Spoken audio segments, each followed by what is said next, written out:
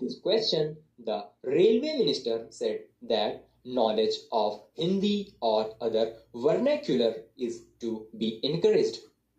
In spite of that assurance, the matriculation qualification is still insisted upon, for which there is no justification given.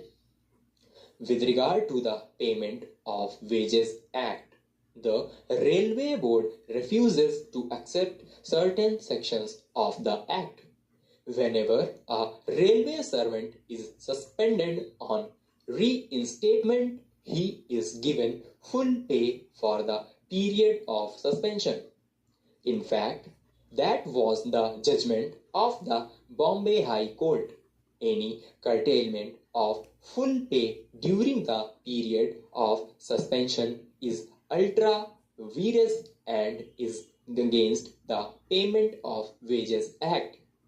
There is a specific case in which this judgment has been given, and in spite of that, the Railway Board refuses to give full pay for the period of suspension.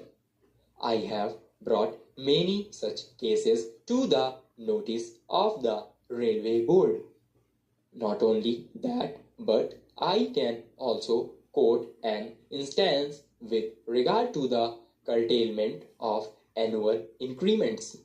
For imposing punishment, annual increments are cut, and this is quite in violation of the Payment of Wages Act.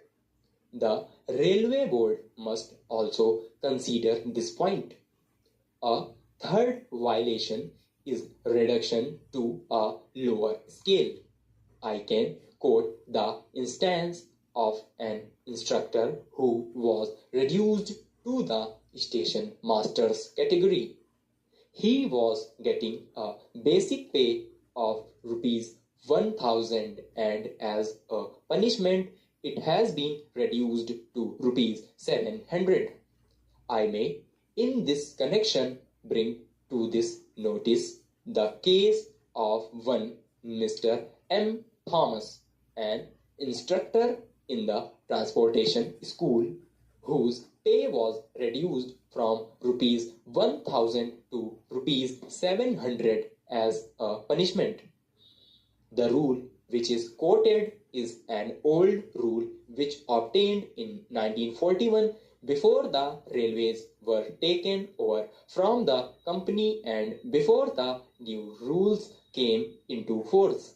Such reductions of salaries are also a violation of the express provisions of the Payment of Wages Act. Apart from this, there are several instances of withdrawal of concessions and major curtailment of the rights of the railway staff. Previously, the loco sheds were governed by the Factories Act. If the staff work after 5 o'clock in the evening when routine working hours are over, they are entitled to an overtime allowance, and the staff in these sheds were getting this allowance.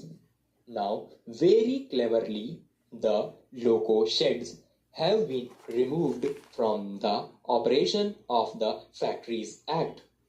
This real grievance of the staff was brought to the notice of the railway minister during the course of the debate. Stop.